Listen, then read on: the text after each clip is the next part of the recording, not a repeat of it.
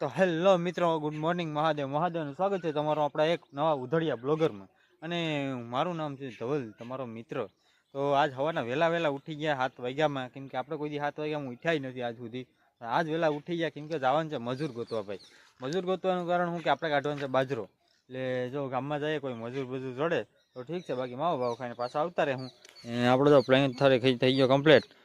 તો પેલા મજૂરને ટ્રાય કરીએ, તો મજૂર કોઈ મળી જાય ભગવાન કરે ને અટાણ મેળ આવી જાય. કેમ કે અટાણ મજૂરનો ભાવ એટલો છે ને કે વાત પૂછોમાં. આપણે 700 રૂપિયા લઈએ બાજરાનો, ખાલી એક બાજરાના. એટલે અટાણે પેલા મજૂર ગોતી આવીએ, જો મળી જાય તો વાત છે. આપણે તો ખાલી અડધી કલાકનું કામ છે કે સકડે એટલે આપણે બાજરો કાઢવો.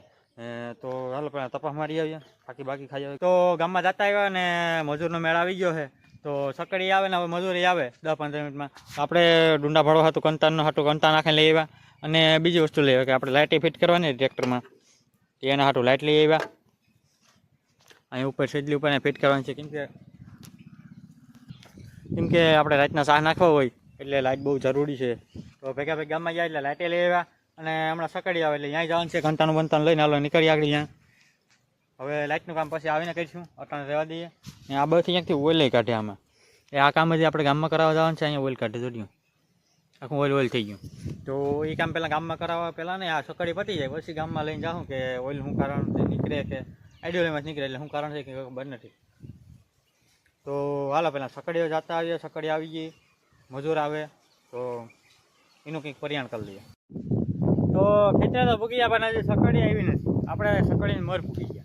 અને આપણે તો બાજરો એટલો છે કે આમાં અંદાજિત 1-1.5 કલાક જેવું થાય. 2-3 જેવું થઈ જાય ખાવા. આપણે ખાલી ખાવા પૂરતો બાજરો વાવીએ, બાકી વેચવાનું ને એવું કંઈ નહીં. આપણે ખાલી ઘરનો ખાવા પૂરતો કરી લઈએ એટલે રેડી. તો હવે સકડી આવે એની વાટ જોઈએ. સકડી કે હજી કોઈ મજૂરી ન થાય. તો હવે મજૂર ને સકડીની વાટ જોઈએ કે અહીંયા ભૂગે જ્યાં સુધી 60-80 અહીંયા બેઠા અહીંયા, બાકી આમાં ભેગું થાય નહીં.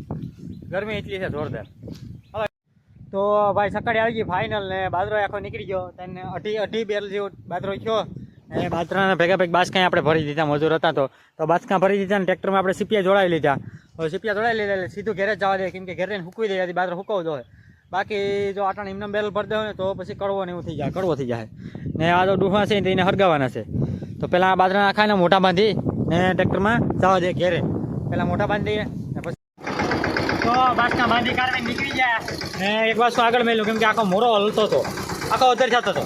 એક બાજુ આગળ મેળવી દીધું. 5 બાસકા પાછળ રાખ્યા.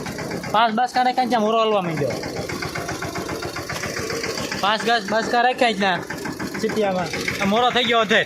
પછી હું એક બાસકા આગળ ચડાવી દીધું. પેલા હાઈમાં જાય એટલે ધીરે ધીરે પડ્યા. ઓછી કરે કે મને હું તો ઘરે ફૂગી જાઉં ખરા. તો ઘરે ફુગાડી તો એક ફેરો છે, એક ફેરો વાલ પછી ખાઈ પી પછી શાંતિથી હોઈ જાય. જોઈ લી હજી ઉલરે વધારે જ થાય. તોય આમ જુગાડ કરવો પડે ભાઈ કંઈક, બાકી ભેગું ન થાય આમાં. બાકી 5 બાસકા હાડીએ તો બહુ વાર લાગી જાય. 100 બાસકા છે તો આના થઈ જાય. ચાલુ અને નાખી આવીએ પહેલાં. નાખિંગ કરીને फिर बाद में आएंगे, फिर बाद में पाछा फेरा करेंगे, फिर खाएंगे.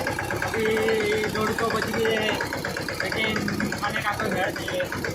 तो चलो बाद में खाएंगे, पहले फेरा कर लेंगे. તો ભાઈ વાગી ગયા 5 ને અટાણા ઉઠ્યા. આપણે 2.5-3 ટુકડા સૂતા હતા એટલે અટાણા ઉઠી ગયા. ને જો આપણે બાજરો આખો કમ્પ્લીટ હરાઈ ગયો છે.